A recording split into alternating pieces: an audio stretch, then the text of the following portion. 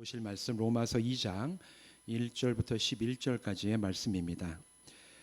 그러므로 남을 판단하는 사람아, 누구를 막론하고 내가 핑계하지 못할 것은 남을 판단하는 것으로 내가 너를 정죄함이니 판단하는 내가 같은 일을 행함이니라. 이런 일을 행하는 자에게 하나님의 심판이 진리대로 되는 줄 우리가 아노라. 이런 일을 행하는 자를 판단하고도 같은 일을 행하는 사람아, 내가 하나님의 심판을 피할 줄로 생각하느냐? 혹 내가 하나님의 인자하심이 너를 인도하여 회개하게 하심을 알지 못하여 그의 인자하심과 용납하심과 같이 참으심이 풍성함을 멸시하느냐? 다만 내 고집과 회개하지 아니하는 마음을 따라 진노의 날 곧 하나님의 의로우신 심판이 나타나는 그날에 임할 진노를 내게 쌓는도다. 하나님께서 각 사람에게 그 행한 대로 보응하시되 참고 선을 행하여 영광과 존귀와 썩지 아니함을 구하는 자에게는 영생으로 하시고 오직 당을 지어 진리를 따르지 아니하고 불의를 따르는 자에게는 진노와 분노로 하시리라. 악을 행하는 각 사람의 영에는 환난과 곤고가 있으리니 먼저는 유대인에게요 그리고 헬라인에게며 선을 행하는 각 사람에게는 영광과 존귀와 평강이 있으리니 먼저는 유대인에게요 그리고 헬라인에게라. 이는 하나님께서 외모로 사람을 취하지 아니하심이니라. 아멘. 우리 기도하고 말씀 나누겠습니다. 하나님 감사합니다. 오늘 우리 온 교회가 함께 뜨겁게 찬양하며 예배할 수 있도록 하신 것 감사합니다. 이제 말씀을 나누니 이 말씀 가운데 성령님 임하시고 우리의 심령을 사로잡아 주셔서 진리로 조명하여 주심으로 우리가 말씀이 오늘 나에게 어떤 의미와 어떤 진리로 오는지 알게 하시고 적용하게 하시고 따라 살아갈 수 있는 지혜와 능력을 더딥혀 주시옵소서. 예수님의 이름으로 간절히 축복하며 기도하옵나이다. 아멘. 오늘 이 자리에서 예배하는 모든 분들 또 온라인으로 예배하는 분들까지 주님의 이름으로 축복합니다.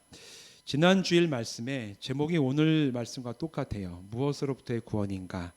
이렇게 말씀의 제목을 잡아서 두 번에 걸쳐서 말씀을 전하는데 지난주일 말씀에서 구원받았다라는 얘기는 사전적인 의미도 그렇고 영적인 의미도 그렇지만 무엇으로부터 내가 자유함을 얻고 무엇으로부터 해방을 받았다. 나를 얽어매고 그리고 속박하는 그 무엇으로부터 내가 자유와 해방을 얻는 것을 구원이라고 얘기를 했습니다. 그래서 구원받는다는 것은 구체적으로 내가 무엇으로부터 구원받는다라고 얘기해야 될 때 내가 예수 믿고 구원받는다고 얘기했으면 첫 번째 우리는 무엇과 무엇에서 자유함과 해방을 받는다고 말씀을 드렸어요. 지난주에 말씀 가운데 뭐에서부터 우리가 구원을 받는다고 말씀을 드렸죠? 죄와 사망. 여러분 이렇게 하시면 저 매주 똑같은 설교합니다. 이제 계속 똑같은 설교합니다. 죄와 사망으로부터 우리가 구원함을 받았다. 지난주의 말씀의 이제 핵심이자 주제였습니다. 죄와 사망으로부터 구원을 받는데 언제 구원함, 언제 우리가 자유함과 해방을 누리냐? 내가 예수님을 나의 구원자로 고백하고 받아들이는 순간 우리는 바로 그때부터 죄와 사망으로부터 자유함을 누리는 은혜와 능력을 받는다. 이렇게 말씀을 드렸어요. 오늘은 그 다음에 이어서 또다시 구원이 우리에게 주는 중요한 해방과 그 자유함이 있는데 도대체 무엇이 그 해방과 자유함인가? 여기에 대해서 함께 말씀을 나누려고 합니다. 사람들은 살아갈 때 대부분 죽음과 나는 크게 아직 맞닥뜨리지 않는다. 뭐 가까운 거리에 있지 않다. 이렇게 생각하며 살아가는 사람들이 많이 있습니다. 우리 교회는 좀 달라요. 우리 교회 어르신들 다 연세 많으셔서 하나님 나라에 대해서 많은 관심도 있고 또 이제 인생의 황혼길에서 우리가 어떻게 죽음을 맞이할까 여기에 대해서도 때로는 우리가 대화를 하지만 장년 이하, 청장년, 청년, 청소년 가면 특징적으로 나랑 죽음은 아무 상관이 없는 그런 생각을 가지고 살아갑니다. 그런데 여러분 혹시 내가 언제 몇 날 몇 시에 죽음을 맞이하게 된다 이걸 알게 되면 그 사람의 삶은 어떠해질까? 한번 생각해 본 적 있으십니까? 작년에 넷플릭스 그 유명한 드라마 지옥이라는 드라마 보셨어요? 아마 보신 분들 계실 텐데 그 드라마 그 내용 자체가 이거였습니다. 어느 날 그 무슨 자연현상에서 무슨 어떤 괴물 같은 게 나타나서 사람들마다 너는 몇 날 며칠에 죽는다. 이거를 얘기하면 그날 그 시에 죽는다라는 거예요. 그게 사람이 그런 얘기를 들었을 때 그 다음에 그 얘기를 들은 사람이 얼마나 불안해하고 초조해하고 견디지 못하게 살아가는가. 그걸로 이제 줄거리를 만들어서 이제 넷플릭스에서 반영해가지고 굉장히 흥행을 했는데 거기에 나오는 사람들의 대부분의 특징은 두려워하고 무서워하고 어떻게 하면 이 죽음을 피할 수 있을까? 도망가는 모습도 있고 정말 그걸 감당하지 못하는 큰 어떤 마음의 짐으로 하루하루 그 죽는 날, 정해진 날만 향해서 가는 그런 사람들의 모습 이야기가 드라마 내용으로 쭉 나옵니다. 사실은 대부분의 사람들은 그래요. 우리가 지금 언제 죽을지 그 날과 시를 알지 못하기 때문에 오늘 하루도 어떻게 보면 평안하게 지나가고 똑같은 일상을 지나갈 수 있지, 만일 내가 언제 어느 날 딱 정해진 그 시간을 알게 되면 대부분의 사람들은 아마도 마음의 평안을 누리지 못하고 살아갈 경우들이 많이 있을 겁니다. 그 반대의 경우도 있어요. 그때를 딱 알게 되면 내가 이 남아있는 시간을 얼마나 내가 유익하고 바람직하게 살아가야 될까, 여기에 대해서 정말 중요한 것들을 우선순위를 정하고 그걸 내가 살아가기 위해서 애쓰고 노력하는, 어떻게 보면 굉장히 소수의 사람들도 있습니다. 어떻게 살아가는 것이 정말 지혜로운가는 여러분 우리가 얘기하지 않아도 알죠. 두려움 없이 담대하게 받아들이고 이 유한한 시간을 가장 귀한 것부터 행해 나갈 수 있는 사람, 바로 그런 사람이 지혜로운 사람이에요. 혹시 여러분 살다가 죽음이 나에게서 멀지 않구나라는 것을 느끼신 적 있으세요? 발견한 적 있으십니까? 있으세요? 우스갯소리로 예전에 과속하는 이제 교회 운전하시는 권사님이 있는데 교회에서 이게 문제가 된 거, 우리 권사님 너무 차를 빨리 몬다 이래가지고, 그러면 이 권사님 이제 어떻게 좀 차를 빨리 모는 걸 좀 아주 부드럽게 몰 수 있을까 해가지고 교회에서 의논을 하고 이 속도계에 따라 가지고 찬송을 이제 바꿔주는 그런 장치를 개발해가지고 차에 달았대요. 그래가지고 이 권사님 쭉 가가지고 쭉 이게 안전하게 운전할 때는 내 영혼이 은총 입어 쭉 나오다가 서서히 막 속도가 올라가면 주여 이제 내가 갑니다, 이런 찬송으로 바뀌는 이 속도계를 달아가지고 무조건 이제 막 빨리 가게 하면 주님 제가 이제 주님 앞에 갑니다 하니까 이분도 마음에 거리낌이 있어가지고 이제 그 속도 달리는 것을 안전하게 달리는 뭐 그렇게 됐다라는 예화에 나오는 우스갯소리가 있습니다. 내가 죽음이 나에게서 멀지 않다는 것을 한번 느끼게 되면 여러분 그 순간 그 전과 이후가 인생을 바라보는 시각이 달라지게 됩니다. 달라져야 돼요. 만약에 내가 죽음이 나에서 멀지 않다는 걸 느꼈음에도 불구하고 나의 인생에 있어서 달라지는 게 없다면 그 사람은 정말 영적으로 미련한 사람이에요. 죽음이 나에게서 멀지 않고 내가 잘못하면 한마터면 죽을 뻔했네, 뭐 운전을 하던 어떤 사고가 나던 예상치 못한 일을 당해서 진짜 내가 정말 자칫했으면 내가 이 세상에서 이 생명을 잃을 뻔했구나, 그런 죽음이 나에게서 멀지 않다는 것을 깨닫게 됐을 때 어떻게 보면 그것은 하나님께서 우리에게 주시는 영적인 은혜입니다. 너의 인생을 어떻게 살아갈지 지금 새롭게 봐라. 바로 이 시각을 하나님께서 우리에게 주시는 기회라는 겁니다. 그런데 이런 어떤 경험을 하게 될 때 사람들은 죽음에 대해서 두려워해요. 왜냐하면 죽고 난 다음에 어떤 세계가 있는 것인지 가본 사람도 없고 경험한 사람도 없고 나도 거기에 대해서 체험하지 못했기 때문에 이 막막한 것들, 또 죽음에 이르는 과정들을 내가 정말 이 죽음에 이르는 과정들이 안전하고 평안하고 혹시나 다른 사람들에게 걱정과 불안함을 끼치는 그런 모습으로 죽음을 맞이하지는 않을까, 마음속에 두려워하고 불안한 마음이 있습니다. 근데 여러분 여기에서 우리는 분명하게 중요하게 결정 내려야 될 게 있어요.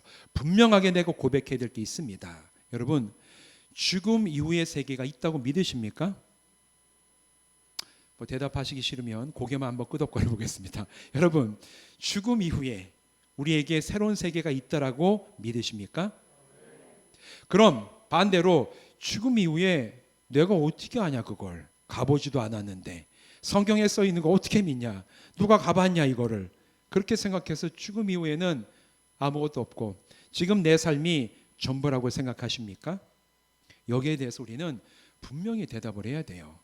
여러분, 만일 죽음이 끝이라면 기독교인처럼 미련하고 불쌍한 사람이 없을 거예요. 오늘 주님 여러분 여기 왜 나오셨어요? 예수 믿고 내가 하나님 나라에 가기 위해서 나온 겁니다. 여러분, 제가 오늘 아침 8시에 예배 드리고 또 10시부터 찬양 연습하고 또 찬양 예배 드리고 여러분 참 힘듭니다. 저도 힘든데 너무 숨도 가쁘고 왜 이렇게 고생해서 또 말씀 준비하고 나눕니까? 우리에게 하나님 나라가 예비되었기 때문에 그래요. 만약에 죽음이 끝이고 죽음 위에 아무것도 없고 제가 죽음 위에 뭐가 있는지 알지 못한다면 저는 예수 안 믿을 거예요. 뭐하러 예수 믿습니까?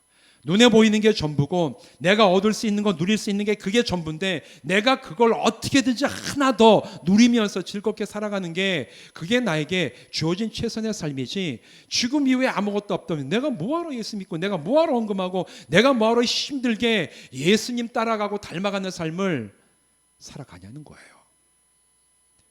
그래서 사도 바울은 고린도전서 15장 19절 20절에서 이렇게 얘기를 합니다. 만일 그리스도 안에 우리가 바라는 것이 다만 이 세상의 삶뿐이면 모든 사람 가운데 우리가 더욱 불쌍한 자이리라. 그러나 이제 그리스도께서 죽은 자 가운데서 다시 살아나사 잠자는 자들의 첫 열매가 되셨도다. 처음부터 이런 고민이 있었던 거예요.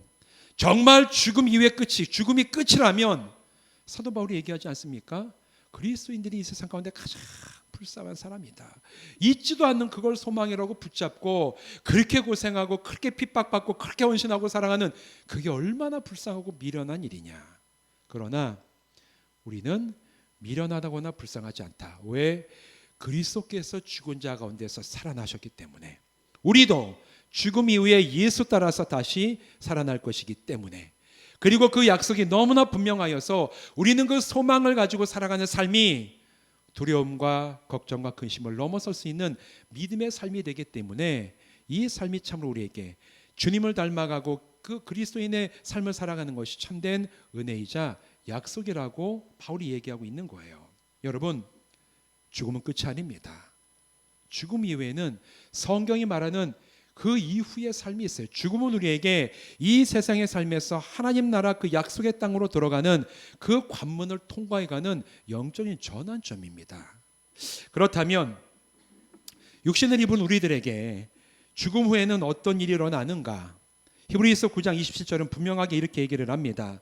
한번 죽는 것은 사람에게 정해진 것이요 그 후에는 심판이 있으리니 모든 사람, 믿는 사람과 믿지 않는 사람 모두 앞에서 죽은 자는 하나님의 심판대 앞에 선다고 성경은 분명하게 증언을 합니다. 그럼 하나님의 심판대 앞에 설 때 하나님께서는 이 심판, 옳고 그른 것을 판단하시는 그 일을 우리가 당할 텐데 무엇을 가지고 하나님은 우리를 심판하시는가? 그 근거가 있을 거 아닙니까? 하나님 도대체 우리를 뭘 가지고 심판을 하실까? 오늘 본문 6절 말씀이 바로 그 근거에 대해서 얘기를 하고 있습니다. 6절 말씀을 같이 읽어볼까요? 시작. 하나님께서 각 사람에게 그 행한 대로 보응하시되.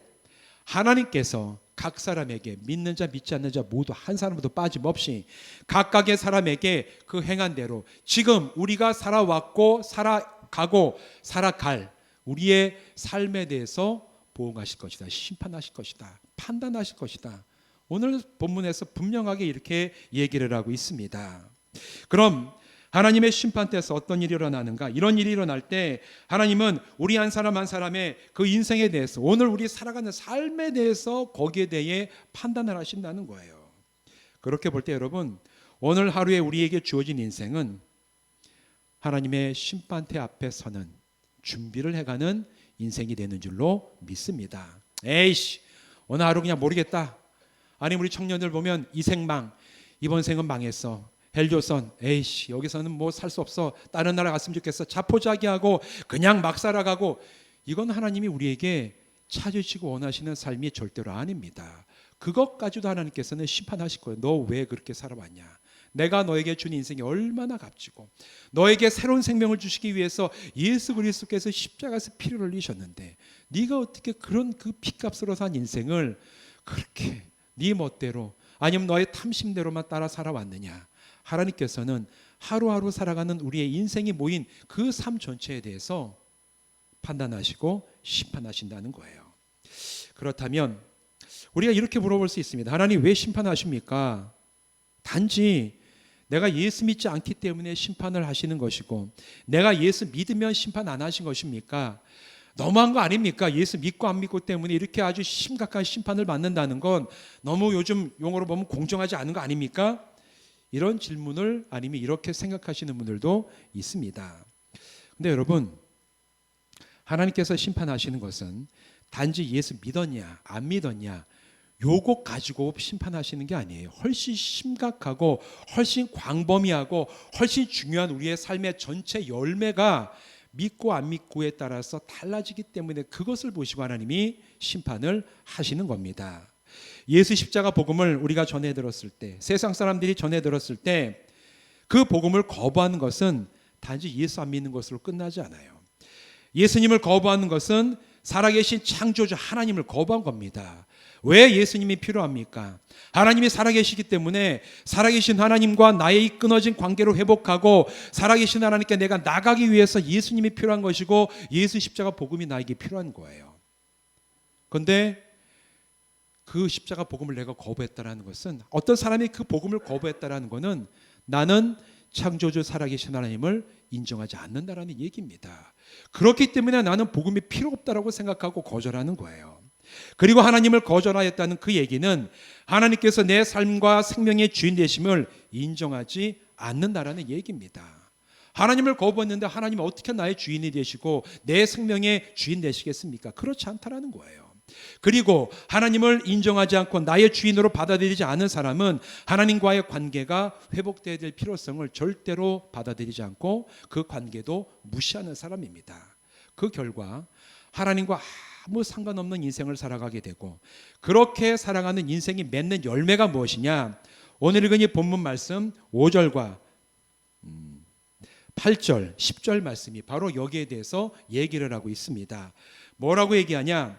5절 말씀, 하나님을 인정하지 않고 예수 안에서 믿음으로 복음을 따라가지 않는 사람은 5절, 다만 내 고집과 회개하지 아니한 마음을 따라 진노의 날 곧 하나님의 의로우신 심판이 나타나는 그날에 임할 진노를 내게 쌓는도다.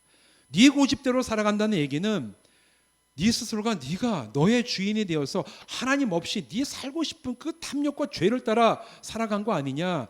그렇기 때문에 심판의 날에 하나님의 진노를 받을 수 없는 그 일들을 믿지 아니하는 자들은 자기의 삶에 차곡차곡 싸고 있기 때문에 심판을 피할 수가 없다라는 얘기예요. 8절은 뭐라고 얘기하냐? 오직 당을 지어 진리를 따르지 아니하고 불의를 따르는 자에게는 진노와 분노로 하시리라. 무리는 혼자 죄를 지다. 여러분, 죄는 특징적으로 무리를 지어서 짓습니다. 혼자 짓는 죄도 있지만 죄 짓는 사람들은, 하나님을 떠난 사람들은 어떻게든지 그룹을 이루어서 함께 죄를 짓는 그 일에 동참하면 참 좋아요.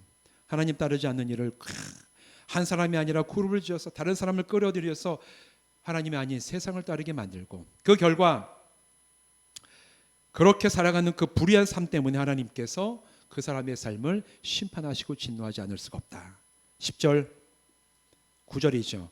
악을 행하는 각 사람의 영에는 환난과 곤고가 있으리니 먼저는 유대인에게요 그리고 헬라인에게며. 결국 하나님과 상관없이 살아가는 악한 삶을 살아가는 사람에게는 살 때도 고통이 있는 것이고 환난이 있는 것이고, 그리고 그 사람이 삶을 마감하고 하나님의 심판대에 섰을 때 그때도 최종적인 고통이 그 사람들에게 임할 것이다.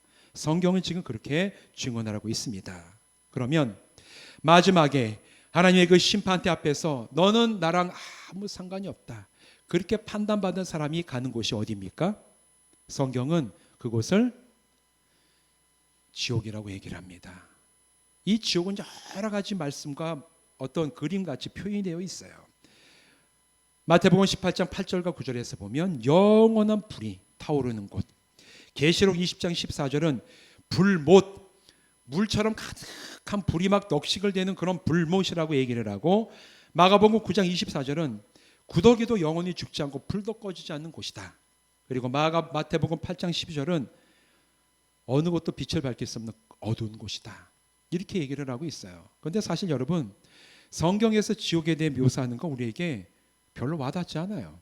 우리가 지금 영화로 보면 더 화려하고 끔찍한 지옥의 모습을 사실 영화 가운데 많이 보게 되는데, 여러분 2000년 전에 이 말로 표현하는 이 한계를 못 벗어나는 글 속에서 우리가 보면서 불못이 어떨까, 별로 이렇게 두려운 마음 안 들죠. 근데 제가 요즘 표현으로 다시 말씀드리면, 지옥은 여러분이 최악이라고 생각하는 그 최악보다 더 나쁜 곳이 바로 지옥입니다. 이 묘사하는 것은 그 당시에 사람들이 두려워하는 어떤 그런 이미지에 대한 묘사이고, 한마디로 얘기하면 오늘 여러분이 지옥에 대해서 가장 비극적이고 안 좋고 끔찍하게 생각하는 그것이 있다면, 실제 지옥은 그것보다 더하다는 거예요. 여러분의 상상을 넘어서는 곳입니다. 그리고 궁극적으로 지옥이 가장 비참한 이유는 그곳에는 소망이 없어요. 지금 우리에게는 소망이 있습니다.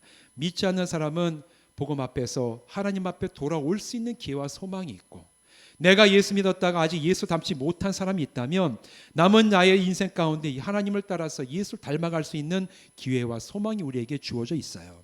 그러나 하나님의 심판대에서 너는 죄인이고 나와 아무 상관이 없다, 그리고 가게 되는 그 지옥에 빠지게 되면 그곳이 비극인 이유는 소망이 없습니다. 다시는 하나님과의 관계를 회복할 수가 없고, 하나님이 없는 곳에, 영원히 하나님 없이 영원히 시작도 없고 끝도 없는 곳에서, 그곳에서 하나님 없는 엄청난 소망과 비극과 후회와 고통을 당할 수밖에 없는 그곳이 바로 지옥이라고 성경은 얘기합니다. 그리고 그 상태는 다시는 되돌릴 수가 없습니다. 여러분, 심판과 구원이 복음 앞에서 선택을 하고 죽음 이후의 삶에 대한 태도를 가지고, 다른 태도를 가지고 살아가는 자들에게 예비되어 있는 미래의 결과라고 성경은 얘기합니다. 그런데 구원받음이라는 것은 바로 이런 심판과 지옥으로부터 우리가 자유와 해방을 얻는다라는 거예요. 오늘 본문에서 7절과 10절은 이렇게 얘기를 합니다. 참고 선을 행하여 영광과 존귀와 썩지 아니함을 구하는 자에게는 영생으로 하시고, 하나님 나라에 예비되어 있는 영생으로 하나님께서 심판 이후에 그 사람을 하나님 나라로 인도하여 주신다는 거예요. 우리 모두가 다 하나님의 심판대 앞에 섭니다. 그런데 우리는 믿지 않는 사람과 다른 게 뭐가 있냐면, 그 심판대 앞에서 우리의 주인이 되시는, 우리의 구원자가 되시는 예수님께서 우리를 변호하시고 우리를 다른 곳으로 이끌어 가신다라는 거예요. 아버지, 이 사람들은 내가 십자가에서 흘렸던 그 십자가 보혈의 공로를 믿은 사람들입니다. 그렇기 때문에 이들은 복음을 받아들이고 자기의 죄를 고백하고 믿음 가운데 살아온 자이기 때문에 이 심판에서 면하게 해주시고 예비되어 있는 하나님의 나라로 인도하여 주시옵소서. 예수님이 우리를 대신해서 하나님 마지막 심판대 앞에 하나님 앞에서 우리를 새로운 길로 인도해 주실 줄로 믿습니다. 이것이 바로 우리에게 예비되어 있는 심판대 앞에서의 새로운 가능성과 구원의 기쁨이에요. 바로 우리가 여기에서부터 자유함과 해방을 얻게 되는 거예요. 10절은 또한 뭐라고 얘기합니까? 선을 행하는 각 사람에게는 영광과 존귀와 평강이 있으리니 먼저는 유대인에게요 그리고 헬라인에게라. 선을 행하며 하나님의 그 주시는 구원의 은혜를 따라서 내가 정말 하나님의 말씀을 따라 살아가고자 하는 그런 마음이 우리에게 주어지고, 그것을 따라서 순종하며 주님 닮아가기를 원하고 애쓰는 사람들, 선을 행하는 각 사람에게는 이 땅에서부터 영광과 존귀와 평강이 있을 것이다. 죽어서뿐만 아니라 오늘 우리가 살아가는 이 삶 가운데도 주님께서 예배해 주시고 부어주시는 은혜와 능력이 있는 줄로 믿습니다. 바로 이것이 구원받았을 때 우리가 오늘 주제의 말씀처럼 두 번째로 구원받고 자유함을 얻게 되는 그 권세예요. 무엇으로부터? 심판과 지옥으로부터 우리는 자유함을 얻고 구원받은 줄로 믿습니다. 여러분 이 사실을 믿으십니까? 믿으십니까? 이게 우리가 그 힘든 가운데서도 신앙생활을 해나가는 굉장히 중요한 신학의 원동력인 거예요. 더군다나 우리 사랑하는 우리 연로하신 권사님들, 여러분의 삶이 지금까지 하나님 앞에서 달려왔다면 남은 삶이 얼마 될지 우리는 알지 못해. 그러나 그 남은 인생도 하나님 앞에서 우리에게 주신 구원의 은혜와 기쁨을 누리시다가 이 세상 다 떠나고 죽음 앞에 하나님의 심판대 앞에 서게 될 때 우리 주님의 기뻐하시는 은혜를 가지고 예비된 하나님 나라로 들어가는 성도들 되시기를 주님의 이름으로 축원드립니다. 여기에 대해서 분명한 약속이 있습니다. 요한복음 3장 16절부터 18절까지의 말씀이에요. 하나님이 세상을 이처럼 사랑하사 독생자를 주셨으니 이는 그를 믿는 자마다 멸망하지 않고 영생을 얻게 하려 하심이라.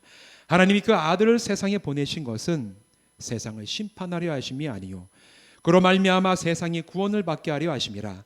그를 믿는 자는 심판을 받지 아니하는 것이요 믿지 아니하는 자는 하나님의 독생자 이름을 믿지 아니하므로 벌써 심판을 받은 것이니라. 사도 요한이 명쾌하게 기록을 해놨습니다. 믿는 자에게는 구원이 있을 것이고 심판에서 면제함을 받을 것이다.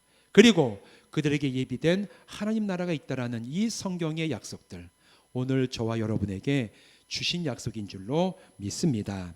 사랑하는 성도 여러분, 그래서 우리는 이 십자가 복음을 믿는 누구든지 구원함을 받아 죽음 이후에 하나님 앞에서 받게 될 심판에서 자유함을 얻게 되고 이 자유함은 나중에 죽어서만 주어지는 게 아니에요. 오늘 이미 우리의 삶에 주어졌습니다. 죽음을 두려워하지 마십시오. 죽음에 대해서 공포를 느끼지 마십시오. 우리 주님께서 주시는 그 은혜와 담대함과 주님 이제 죽음을 지나 하나님 나라 앞에 나가는 새로운 변화가 나에게 주어질 때 주님 앞에서 할렐루야 이제까지 살아오고 계신 하나님의 은혜를 감사드립니다. 주님 앞에 영광 돌리며 주님 앞에 서는 저희들 되게 하여 주시옵소서. 고백하고 사모하고 주님 앞에 나가는 우리 모든 새로운 교회 성도들 되시기를 주님의 이름으로 축원드립니다. 기도하시겠습니다. 하나님, 우리에게 믿음을 주시고 십자가 복음으로 구원하여 주심을 감사를 드립니다. 우리가 구원을 받았습니다.